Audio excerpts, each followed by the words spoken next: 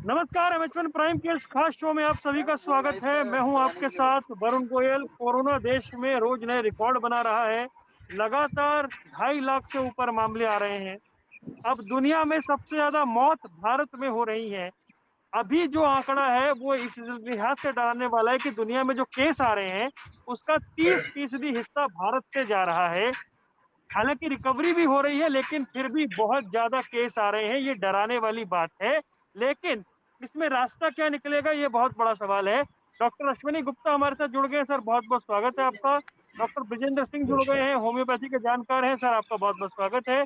और हमारे साथ मंगेश त्रिवेदी जुड़ गए हैं, योगाचार्य हैं। सर, आपका भी बहुत बहुत स्वागत है। जी सबसे पहले जी, प्रणाम। डॉक्टर अश्विनी गुप्ता, मैं आपसे जानना चाहूंगा, सरकार ने एक फैसला लिया है। वो फैसला ये है कि 18 साल से ऊपर के सभी लोगों को वैक्सीन लगेगी 1 मई से। इस फैसले के मायने क्या है? आप को याद होगा पिछले हमने जब इंटरव्यू किया था तो हमने यही बोला था कि ये बहुत इंपॉर्टेंट है कि सबके लिए खोल दिया जाए, क्योंकि अब जो इंसिडेंट्स आ रहे हैं वो 20 साल से 45 साल तक के लोगों में आ रहे हैं और बच्चों में भी आ रहे हैं अभी तो देखा जाए, पर उसका अभी कुछ इलाज बना नहीं है। इससे कम से कम ये होगा कि हमारा जो इंसिडेंस है, जो 1 in every 3 आपका जो इन्फेक्शन हो रहा है, तो वो चीज कम हो जाएगी, क्योंकि जब लोग वैक्सीनेशन की तरफ जाएंगे तो एक इम्यूनिटी बढ़ेगी और उससे ये कम होने के चांसेस है। परंतु अगेन बहुत बड़ा परंतु ये है कि जब तक हम कोविड प्रोटोकॉल फॉलो नहीं करेंगे वो भी सब बेकार हो जाएगा। अभी रिसेंटली आपने 3 दिन पहले देखा होता हस्बैंड वाइफ को कि जो बिना मास्क के जा रहे थे और उन्होंने बाहर निकल के पुलिस वालों से भी बहुत बहस करी, बदतमीजी करी। देखिए कारण क्या है कि गवर्नमेंट ने अगर हमने किया कि car is basically a public place, अगर हम वहां नहीं करेंगे, हमें अगर आदत नहीं डालेंगे तो हम बाहर भी यही करेंगे। तो ये अनफॉर्चुनेटली अभी भी more than 60% of the population इसको फॉलो नहीं कर रही। जब तक ये कोविड प्रोटोकॉल फॉलो नहीं होंगे, आप जितना मर्जी वैक्सीनेशन कर लीजिए उसका कोई फायदा नहीं होगा। डॉक्टर ब्रिजेंद्र, क्योंकि देखिए, हर कोई ये जानना चाह रहा है कि अब हमें समझ आ गया कि अपनी हिफाजत हमें खुद करनी है, सेफ्टी हमें खुद बरतनी है। होम्योपैथी क्या कुछ कहती है? अपनी इम्यूनिटी बेहतर करने के लिए हम क्या कर सकते हैं? देखिए, ऐसा है कि हम उस दिन भी डिस्कस यही कर रहे थे पहले भी, और आज मैं यही आपसे डिस्कस करूंगा कि हर सिस्टम अपनी जगह पे अच्छा है और हर सिस्टम कहीं ना कहीं कंट्रीब्यूट कर रहा है। चाहे वो हमने ये देख लिया कि अभी तक कोई भी ऐसी कारगर दवाई किसी सिस्टम में अवेलेबल नहीं है। जो कुछ भी रिजल्ट मिल रहे हैं वो कलेक्टिव वे से मिल रहे हैं। कि पहले जब पहली वेव आपका वेव आई थी तो लोगों ने काढ़ा पिया, योगा किया, उन्होंने गर्म पानी पिया, हर ढंग का उन्होंने किया। तो होम्योपैथी का रोल जो है बहुत इंपॉर्टेंट है, क्योंकि आज की डेट में जो हमारी सिचुएशन है वो है कि healthy mind and healthy body. और जब तक कि हेल्दी माइंड हेल्दी बॉडी में नहीं होगा तो बॉडी कभी हेल्दी नहीं हो सकती। तो माइंड को स्ट्रांग रखना, माइंड को हेल्दी रखना सबसे पहला इश्यू है। चाहे आप उसको योगा से करें, चाहे अपने आप को पाठ पूजा लगा के करें, अच्छी वेव लेके करें, अच्छी दवाई लेके करें। और होम्योपैथी वर्क करती है माइंड टू बॉडी। मैं आपको एक और थोड़ा सा क्लियरिटी करूंगा इस बात को, होम्योपैथी के रोल को, कि आप जब भी कोई ट्रीटमेंट लेते हैं किसी सिस्टम के अंदर भी, तो दो ही तरीके हैं इलाज करने के। या तो हम सिम्टम ठीक कर लें या सिस्टम ठीक कर लें। आज की डेट के अंदर सिम्टम से ज्यादा सिस्टम इंपॉर्टेंट हो गया है, इसलिए हर आदमी इम्यूनिटी की बात कर रहा है। इम्यूनिटी क्या चीज है? अगर सोचा इम्यूनिटी है क्या, कोई ऐसा कोई चीज नहीं है मुंह में डालूंगा इम्यूनिटी बन जाएगी। इम्यूनिटी एक पूरी सिस्टम है, एक पूरा हेल्थ सिस्टम है, जहां एक माइंड और बॉडी में एक स्ट्रॉन्ग कोऑर्डिनेशन होता है, एक इक्विलिब्रियम होता है, एक बैलेंस होता है। तो अगर आप अपने माइंड को बैलेंस कर लेते हैं तो अपनी बॉडी को बहुत हद तक बैलेंस कर लेंगे और आप उस बीमारी से बहुत अच्छा फाइट कर लेंगे। तो सर, बहुत सारे मेहमान आज हमारे साथ हैं। योग गुरु त्रिवेदी जी हमारे साथ मौजूद है। त्रिवेदी जी, आप बताइए, योगा की भूमिका क्या हो जाती है ऐसे वक्त में जब लोग इतने तनाव में हैं, लोग इतने डरे हुए हैं, इतनी घबराहट है, तो फिर योग कैसे मदद करेगा? जी देखिए, पहली बात तो मैं आपको, आप सभी दर्शकों को नमस्कार। और सबसे बड़ी बात, अगर आप योग की बात करते हैं तो योग जो हमारा होता है वो पहले से स्वस्थ रखने के प्रिवेंटिव हेल्थ में आता है। अगर जो व्यक्ति योग करता है और उसको कोरोना होगा ही नहीं, पहली बात तो मैं आपको बता दूं, उसकी लंग्स कैपेसिटी इतनी अधिक होती है कि उसको कोरोना नहीं होगा। मैं आपको एक रिसर्च बताता हूं, आयुर्वेद का जो इंस्टीट्यूट है, आयुर्वेदा का इंस्टीट्यूट जो बदरपुर में, वहां पे जितने भी कोरोना के पेशेंट हुए हैं, एक भी डॉक्टर वहां पे जो है, एक भी डॉक्टर वहां का वो नहीं हुआ है, एक भी डॉक्टर आज तक वहां का कोरोना से पॉजिटिव नहीं हुआ है। हमारे साथ के, हमारा एक संगठन है अखिल भारतीय योग शिक्षक महासंघ करके, हमारे साथ करीब करीब 1200 योग शिक्षक हैं जो कोविड सेंटरों में जाके जिन्होंने योग कराया और आज तक वो पॉजिटिव नहीं हुए, क्योंकि वो नियमित योग करते हैं। ये रिसर्च बेस्ड है, मैं इस पे आपको एज एविडेंस दे सकता हूं। क्योंकि क्या होता है, जब हम नियमित रूप से योग करते हैं, योग सिर्फ चंद आसन और चंद प्राणायाम ही नहीं होते हैं। यम, नियम, आसन, प्राणायाम, प्रत्याहार, धारणा, ध्यान, समाधि, ये 8 अंग है महर्षि पतंजलि के। इसमें मानव को महामानव बनाने का एक विज्ञान छिपा हुआ है। मैं आपको बहुत छोटी सी बात बताता हूं, शायद आपने अभी तक नहीं सुनी हो। जो यम और नियम योग के अंग हैं, जो यम होता है, यम और नियम, नियम के अंदर हमारे शौच और स्वाध्याय आता है। शौच का मतलब स्वच्छता आती है, उसमें योग में ही पहले कहा गया है कि आपको स्वच्छता रखनी है। जो आप ये बार बार हम लोग बात करते हैं, हाथ साफ करने हैं, मास्क लगाना है, ये योग में वर्णित है स्वच्छता हमारे। योग के जो नियम का दूसरा चरण है उसमें वर्णित है। अब मैं दूसरी बात अगर आपको बात करूं, तो आप सब लोग जानते होंगे कि डायरेक्ट लंग्स को इंपैक्ट करता है। जो कोरोना वायरस है, आप नया वाला स्ट्रेन देख रहे होंगे, वो डायरेक्ट आपके लंग्स को इंपैक्ट करता है, लंग्स को खाने की कोशिश करता है, जिस तरह से अभी जो रिपोर्ट्स आ रही है। तो उसमें योग किस तरह से लाभदायक होता है, जो लोग नियमित रूप से प्राणायाम करते हैं उनकी लंग्स कैपेसिटी बहुत बढ़ी हुई होती है।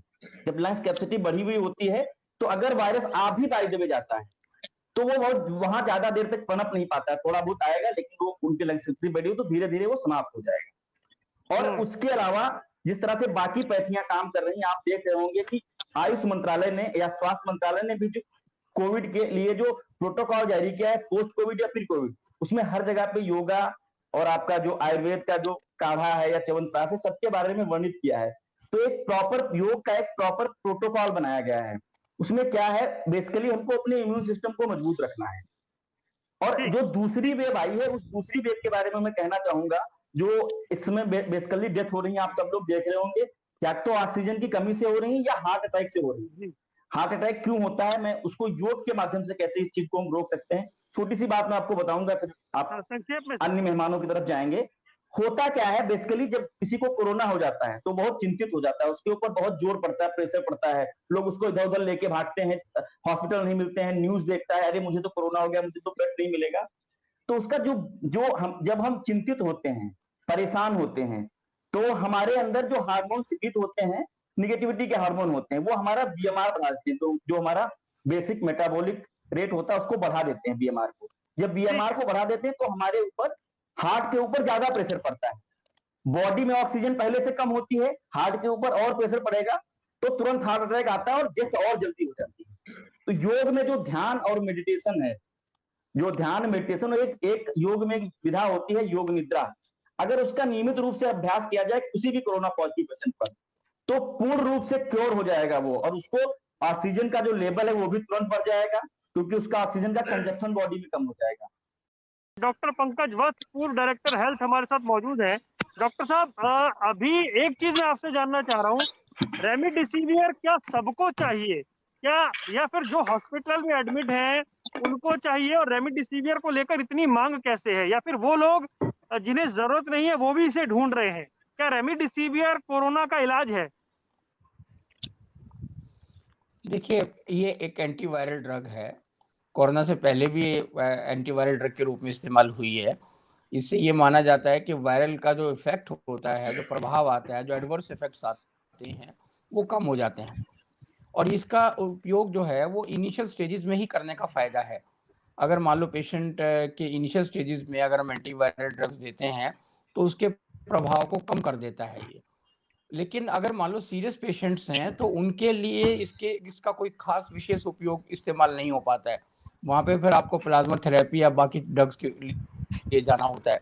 लेकिन भेड़ चाल है हिंदुस्तान में, ये सारा फैसला तो जो डॉक्टर ट्रीट कर रहे हैं उन्हीं पर छोड़ देना चाहिए। उनको अगर उचित लगता है तो प्रेस्क्राइब करेंगे, और अगर उचित नहीं लगता है तो अनावश्यक प्रेशर बनाने की आवश्यकता नहीं है इस बारे में। और घर पे भी लेने की आवश्यकता नहीं है, आप लेंगे तो कहीं खतरे में जान पड़ सकती है आपकी। तो ये डॉक्टर्स पर छोड़ दीजिएगा। ये एंटीवायरल ड्रग है, जैसे बाकी ड्रग्स हेल्प करती हैं इसी तरीके से ये केवल हेल्प करती है, कोरोना का इलाज के रूप में इसको नहीं माना जा सकता। ठीक है सर, बड़ी महत्वपूर्ण बात आपने कही। पुष्कर भाटिया जी, एक सवाल है कि इम्यूनिटी बूस्ट करने के लिए लोग बहुत कुछ ले रहे हैं, फिर जानकार कहते हैं कि बड़ी सावधानी से लीजिए, कहीं आपका लीवर या आपका पेट में समस्या ना हो जाए। तो फिर क्योंकि जिसको जो सुनाई दे रहा है, हमारे देश में तो होता क्या है, व्हाट्सएप पे जो आ गया वही उठा के प्रैक्टिस कर ली।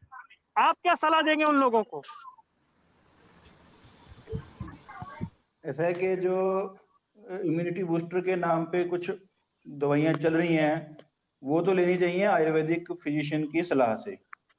तो अगर हम बिना सलाह से लेंगे तो वो कहीं ना कहीं दवाई तो दवाई है, वो कुछ ना कुछ गड़बड़ कर सकती है। और जो होम रेमेडीज हैं उसमें अगर कोई कहता है कि ये ले लीजिए, तुलसी है जैसे वो सीजन में लिया जा सकता है, अश्वगंधा कभी कभार लिया जा सकता है, गिलोय कभी कभार लिया जा सकता है, च्यवनप्राश जो है वो कभी कभार लिया जा सकता है। तो उसमें जो है वो भी बिना वैद्य की सलाह से नहीं लेना चाहिए। तो एक तो ये है कि अपनी मर्जी से जो है ना दवाइयाँ जो हैं, जो आयुर्वेदिक दवाइयाँ हैं, दवाई तो दवाई है, वो नहीं लेनी चाहिए। जी और नहीं, रही बात मतलब इसके जी क्योर बोलिए की, बोलिए। तो ये बात तो अब एलोपैथी वाले भी मानने लग गए हैं कि या उन्होंने इतना अलाउ कर दिया आयुर्वेद वालों को कि एडमिनिस्ट्रेशन हेल्थ की जो है इनके पास है, तो कि माइल्ड और मॉडरेट उसमें कोविड पॉजिटिव पेशेंट्स को आयुर्वेदिक ट्रीटमेंट देने के लिए ये मान गए हैं। और हम तो खैर उससे आगे भी कर रहे हैं। तो ये जो डर का माहौल जो बना जा रहा है उसकी वजह से लोगों में ज्यादा पैनिक हो रहा है। और ये जो अभी बात चल रही थी कि वो जो दंपति जो है वो झगड़ा शुरू हो गया, तो ये पैनिक की वजह से हो रहा है। लोग घबराहट में जो है वो उल्टी सीधी हरकतें कर रहे हैं। तो ये डर का माहौल ना बनाया जाए, लोगों को एजुकेट किया जाए और साथ में ये बताया जाए कि भाई ये जैसे वैक्सीन है वो बचाव के लिए है, आयुर्वेदिक रेमेडीज भी हैं वो बचाव के लिए हैं, और खुदा ना खास्ता अगर हो जाता है तो भी लोग क्योर हो रहे हैं। आयुर्वेदिक मेडिसिन से भी हो रहे हैं, बिना आयुर्वेदिक मेडिसिन से एलोपैथी में भी हो रहे हैं, जाके ठीक हो रहे हैं। तो डर का माहौल ना बनाया जाए, मेरा कहने का मतलब ये है। ठीक, डॉक्टर अश्विनी गुप्ता, अब इसको आप अच्छे से समझा पाएंगे?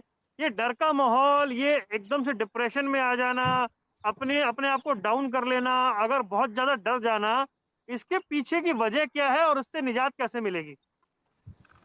इसके पीछे की वजह सबसे ज्यादा अगर आप देखेंगे, हर चैनल पे जब आप चलाएंगे तो हर एक में ये दिखा है इतनी मौतें हो गई, इतने परेशान हो गए, जो गया उसे ऑक्सीजन नहीं मिला।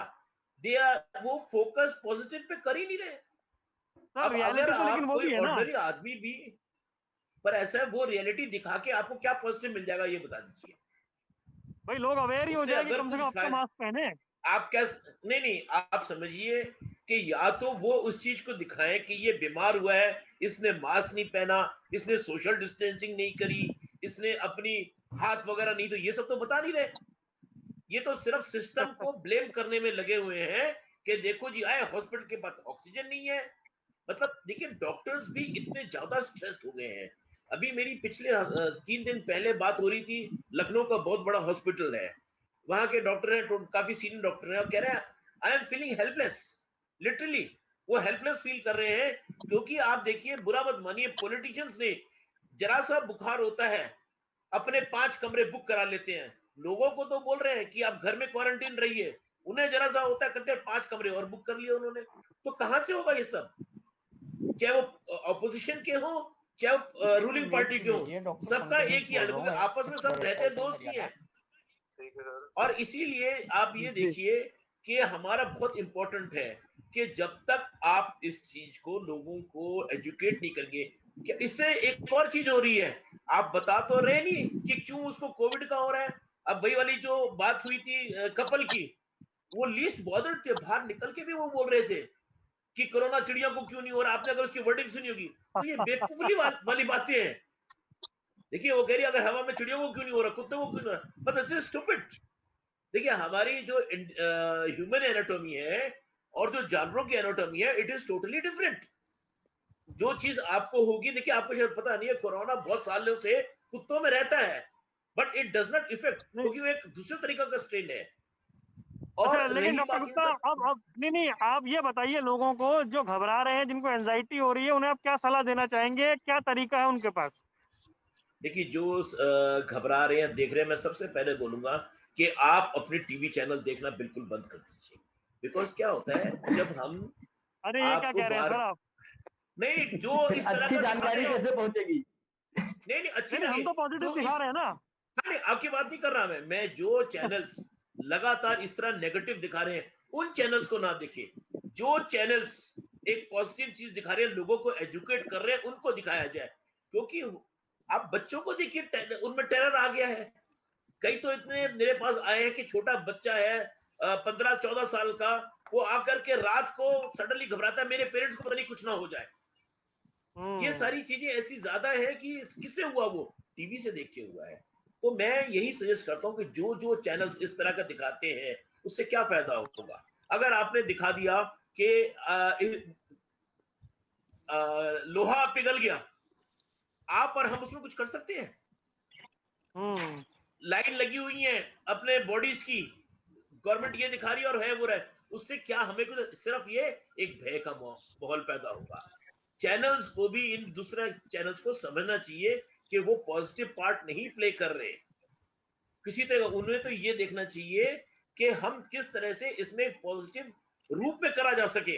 अब हम जैसे हैं, एनजीओ हैं, सोसाइटीज हैं, मास्क लगातार बांटे लोगों को, वो देखा जाए मास्क बांटे, सैनिटाइजर्स है, किट्स ये बांटे। क्योंकि जो कॉर्पोरेट सोशल रिस्पॉन्सिबिलिटी है, जितनी भी बड़ी बड़ी कंपनीज हैं, ये रोप इन कर ले लोगों को और इस तरह का लोगों को एजुकेट करे। हम लोग अपने लेवल पे कर रहे हैं जितना हम लोगों से हो सकता है, और जहां ठीक है मैंने सर। देखा हमने किया है, वहां पे पॉजिटिव इफेक्ट आया भी है।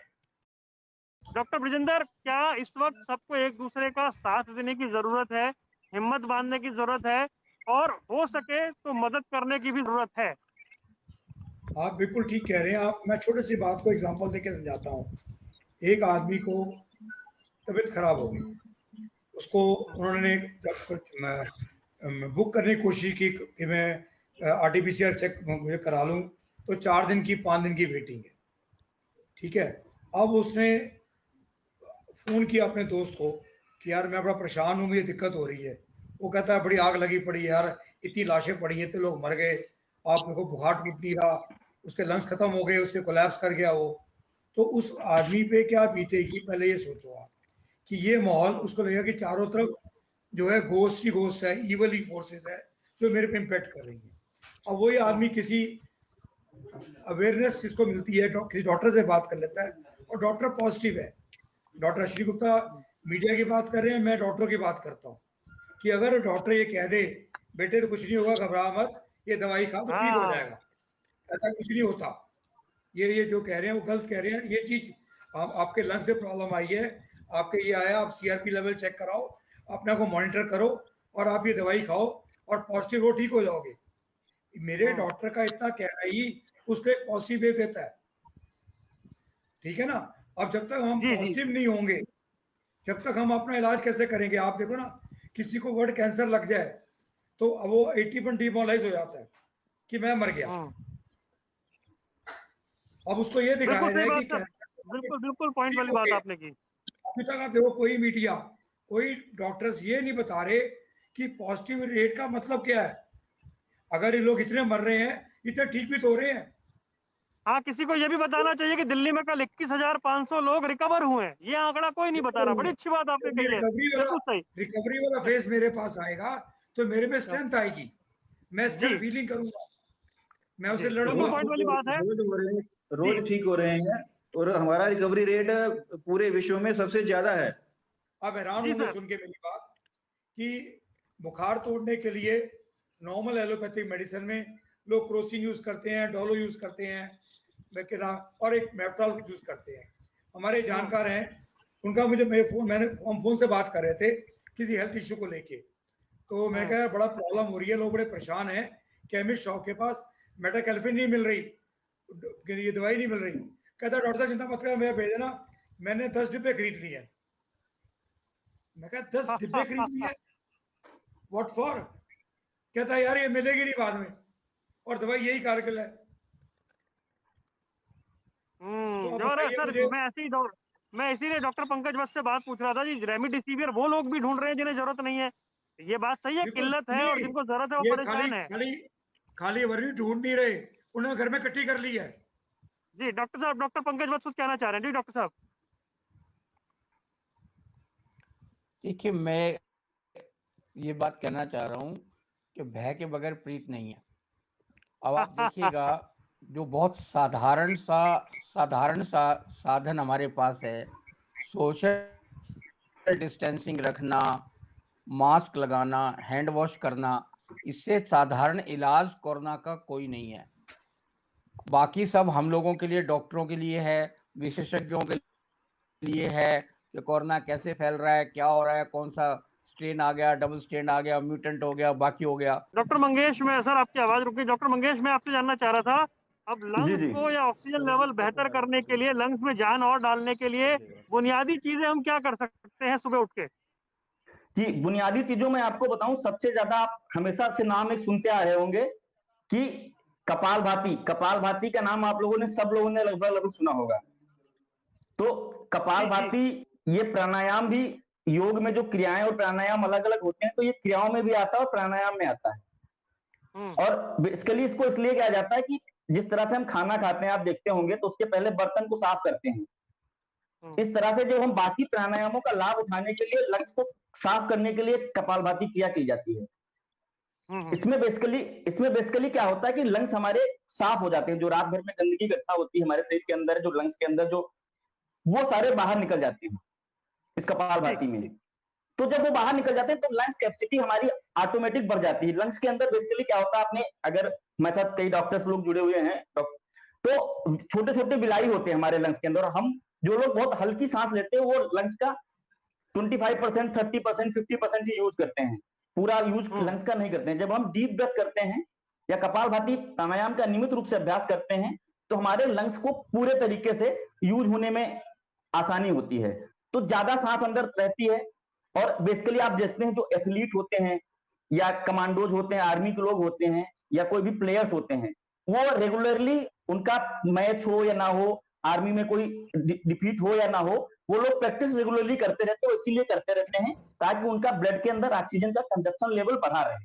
अगर आप रुक जाएंगे, जितना अधिक आपकी दिनचर्या, जितना अधिक आपका जीवन जो है अकर्मण्य होगा, उतनी लंग्स कैपेसिटी आपकी कम रहेगी। आप कुछ भी कितना अच्छा खा लें, कुछ भी अच्छा कर लें, उसके लिए आपको अपनी लाइफस्टाइल को ही कोई ना कोई फिजिकल रूटीन में लाना पड़ेगा। तो कपालभाति उसके लिए सबसे अच्छा अभ्यास होता है। डॉक्टर पुष्कर भाटिया जी, मेरे किचन में या हमारे देश के किचन में, रसोई में ऐसी कौन सी चीजें हैं जिनका थोड़ा बहुत इस्तेमाल करके कुछ बेहतर नतीजे पाए जा सकते हैं? बहुत सी चीजें हैं रसोई में, जो कुछ भी है हमारा, वो एक तरह का हमारा दवा खाना ही है। रसोई में हमारे हल्दी है, रसोई में हमारे हर तरह के मसाले हैं जो समय समय पर हमारे कई तरह की समस्याओं का निवारण करने में सहायक होते हैं। हल्दी जो है वो सबसे बढ़िया, वो एंटीबायोटिक भी है, एंटीवायरल भी है, एंटीसेप्टिक भी है। तो हल्दी जो है हमारे भोजन का एक अनिवार्य हिस्सा है, वो डाला जाता है, वो डिटॉक्सिफाई करता है भोजन को। कोई अगर बैक्टीरिया है या कुछ हो रहा है तो इसलिए वो डाली जाती है, वो सालों से चल रहा है। हमारे यहाँ अजवाइन है, वो अभी 2-3 लोग जो है सोशल मीडिया पे भी चल रहा है नुस्खा, अजवाइन और कपूर, ये वो। तो अजवाइन है, स्टीम लेते हैं कुछ लोग। हाँ, अजवाइन की स्टीम है, इफेक्टिव है, वाकई ही इफेक्टिव है वो। और अजवाइन जो है, अभी जो नया जो कुछ ये सिम्टम्स कुछ आ रहे हैं कि डायरिया और वोमिटिंग हो रही है कुछ लोगों को, तो उसमें अजवाइन का प्रयोग जो है वो इन दिनों में अगर किया जाए तो अच्छा इफेक्ट आने वाला है। पेट के लिए अजवाइन अच्छा होता है। तो हींग है जैसे, और तुलसी तो हमारे घरों में है ही है, वो तो एक रामबाण औषधि है ही है। गिलोय जो है आजकल लोगों ने लगाना शुरू कर दिया है, तो दालचीनी है, सौंठ है, तो ये सीजन के हिसाब से जो जो फल सब्जियां आती रहती हैं, हम उसका अगर प्रयोग करते रहें तो हम हमारी इम्यूनिटी बनी रह सकती है। और कोई ना कोई अगर समस्या आती है तो वो दादी नानी के नुस्खे जो हैं वो हम अपने दादियों से नानियों से अपने बुजुर्गों से पूछें कि ये समस्या आ रही है तो वो क्या करते थे, तो वो आज भी कामयाब है, आज भी इफेक्टिव ठीक है। है जी, डॉक्टर अश्विनी गुप्ता कुछ कहना चाह रहे हैं जी डॉक्टर साहब। हाँ, मैं अभी इन्होंने हींग की बात करी है, ये प्रैक्टिकल एप्लीकेशन मैंने कम से कम 30-35 पेशेंट्स में देखा है। प्योर हींग और एलोवेरा को मिक्स करके अगर छाती में और पीछे लगाया जाए 10 मिनट के लिए, उसके बाद फिर उसमें देसी घी का करा जाए न्यूट्रलाइज करने के लिए। अब तक मैंने ऐसे 35 के करीब लोग देखे हैं जिनका इफेक्ट कोरोना का उसके बाद कम हुआ है। हींग और मतलब क्या ये चीज मिलाना है अभी जी? डॉक्टर साहब ने हींग और एलोवेरा का जेल, अच्छा। प्योर एलोवेरा और हींग, हम्म। इससे देखा है। अबाउट 35 पेशेंट्स को तो मैंने खुद इंटरव्यू किए हैं, क्योंकि मेरे पास जैसे लोग आते रहते हैं जी हमने किया है, तो अबाउट 35 लोगों के 2-3 को मैंने खुद भी दिया है, और उसमें मैंने देखा है कि yes there is a marked improvement. जो बुखार एकदम बढ़ता था वो कम हुआ है, बॉडी की बलगम है वो कम हुई है। बट अभी मैं इसको वो नहीं करूंगा क्योंकि अभी डॉक्टर साहब ने हींग का जिक्र किया है, इसलिए मैंने इस बारे में बात करी है। डॉक्टर ब्रिजेंद्र, एक चीज मैं जानना चाह रहा हूँ, ऐसा नहीं है कि सभी लोग होम्योपैथी का इस्तेमाल करते हैं, लेकिन जो नहीं करते वो भी आर्सेनिक 30 एल्बम के बारे में चर्चा करने लगे, तो क्या क्या मतलब है इसका? देखिए देखिए, कोरोना के इस युग में, इस दौर में मेडिसिन ऑल्टरनेटिव का बहुत इंपॉर्टेंट रोल रहा है। होम्योपैथी का, आयुर्वेदिक का, योगा का बहुत इंपॉर्टेंट रोल रहा है। और ये जितनी रिकवरी रेट में हम लोगों की बहुत बड़ी कंट्रीब्यूशन है। हमारी बहुत सिंपल सिंपल दवाइयां हैं जो जो कि कोरोना के लिए फाइट करती हैं, और हर स्टेज पे फाइट करती हैं, फर्स्ट स्टेज से लेकर लास्ट स्टेज तक। इवन जो लंग्स कोलैप्स कर जाते हैं, ऑक्सीजन लेवल ड्रॉप कर जाता है, वहाँ भी हमारे पास बड़ी कार्बल दवाइयाँ कार्बोवेच के नाम से, रेटामेल्बम के नाम से अवेलेबल है, जो कि लंग्स को, कोलैप्स लंग्स को भी एक बार जान डाल देती है। ऐसे ही जब प्रोफिलैक्सिस के लिए यूज करते हैं, हमारे पास बहुत इंपॉर्टेंट दवाइयाँ हैं, लाइक आर्सेनिक है, ब्राइनिया है, क्या नाम है, सल्फर है, बेलाडोना है, जो कि सारी नेचुरल हर्ब बेस्ड मेडिसिन है। और उनको अगर प्रॉपर सिम्टम के बेस से अगर यूज किया जाए तो उसके बहुत अच्छे रिजल्ट आ रहे हैं। आज की डेट में हमें, मेरी अपनी प्रैक्टिस में कम से कम पॉजिटिव 1000 केस चल रहा है कम से कम, और हर फेज का केस है, और हर फेज के लिए दवाइयाँ हम साथ साथ दे रहे हैं, और मॉनिटर करते हैं उसका CRP level, D dimer, IL-6, और हम मेंटेन करते रहते हैं कि उसकी रिकवरी रेट क्या जा रहा है। ठीक तो जी। बहुत डॉक्टर अच्छा। पंकज वत्स, जी डॉक्टर पंकज वत्स, अगर आप मुझे सुन पा रहे हैं, मैं आऊंगा सर आपके पास। ये जो नई अब रिपोर्ट आ रही है कि कोरोना हवा से भी फैल सकता है, क्या ये डराने वाली बात है?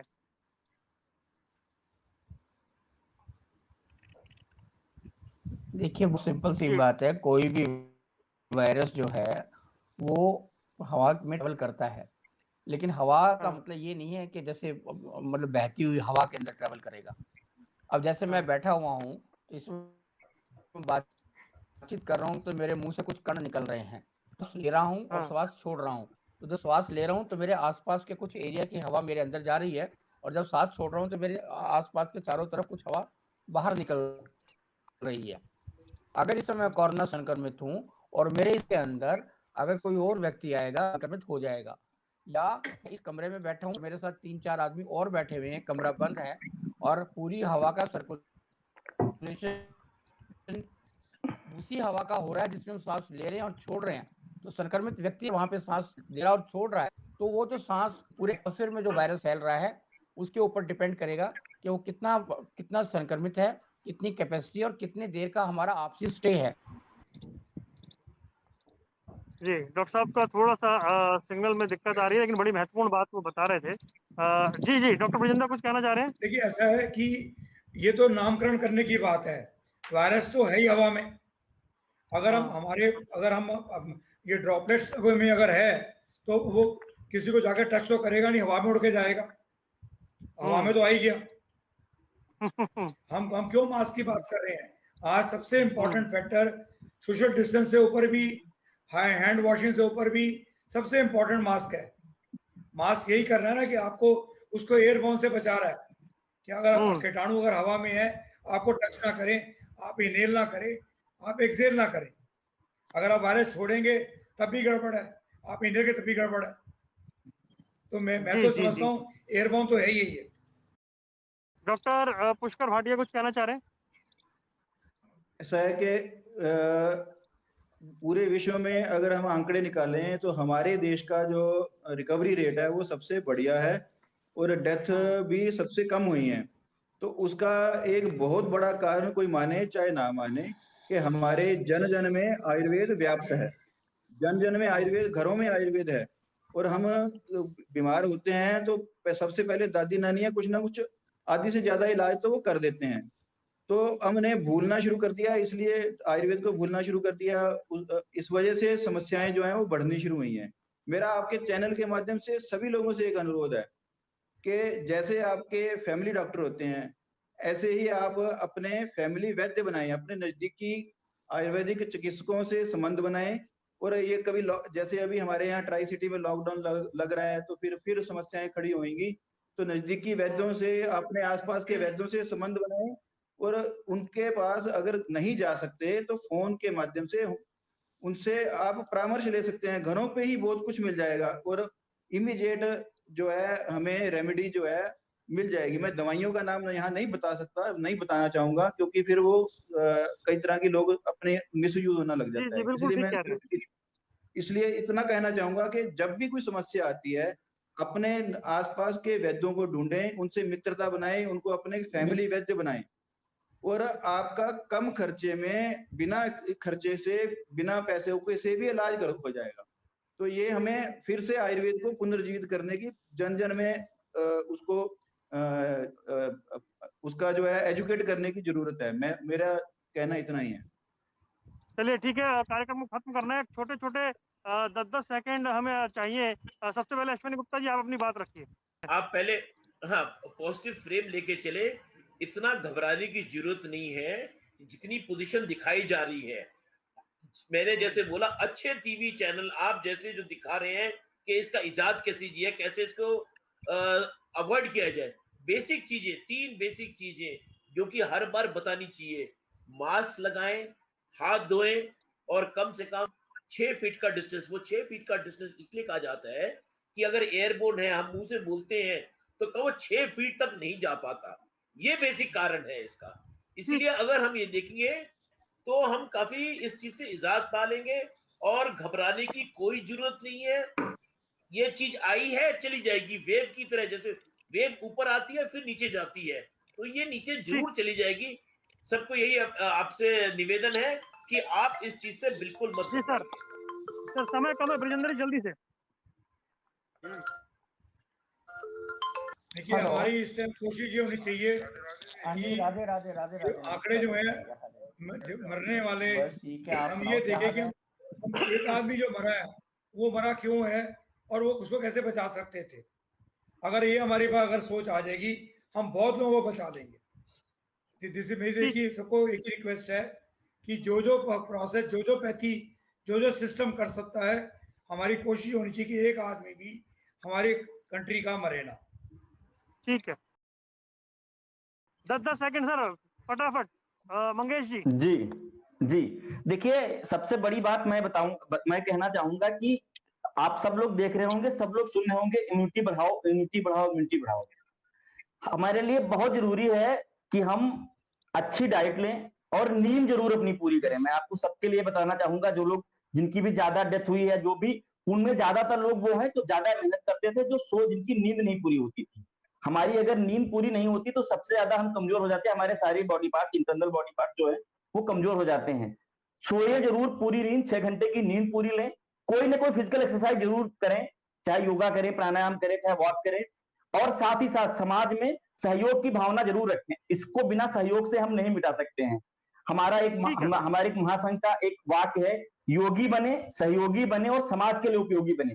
अगर हम सब लोग ये सोच लें कि हमको योग नियमित रूप से करना है, आपस में सहयोग करना है और एक दूसरे के लिए उपयोग में आना है, तो इस महामारी को हम निश्चित रूप से हरा सकते हैं। इतना सा कहना है ठीक मेरा है बस। पुष्कर भाटिया जी पुष्कर भाटिया जी 10 सेकंड। ये ऋतु संधि काल है, एक सीजन गया है, दूसरा सीजन आ रहा है।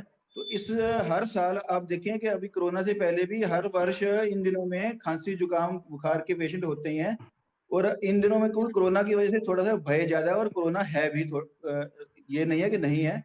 तो इस ऋतु संधि काल में हमें खान पान का अपना विशेष रूप से ध्यान रखना चाहिए। जो अपना फास्ट फूड्स वगैरह है या जंक फूड है वो नहीं खाना चाहिए, और जितना कोशिश करें घर पे रहें, बिना जरूरत के घर से बाहर ना निकलें, और गर्म पानी का सेवन करें। इन दिनों में अभी एकदम से फ्रिज का पानी ना इस्तेमाल करें, और स्नान के समय भी जो जिसकी ह्यूमिडिटी कम है वो गर्म पानी से या हल्का गर्म पानी से स्नान करे, और उसके बाद एकदम से बाहर ना आए, ताकि वो गर्म सर्द होके ये जो है अपना कोई कोल्ड वगैरह कफ कोल्ड ना हो, उससे फिर पैनिक बढ़ता है। जी बहुत बहुत शुक्रिया आप सभी मेहमानों का जुड़ने के लिए। और डरना नहीं है, सावधानी रखनी है, बचाव करना है, लापरवाही नहीं बरतनी। आप सभी मेहमानों का जुड़ने के लिए बहुत बहुत शुक्रिया, धन्यवाद। धन्यवाद।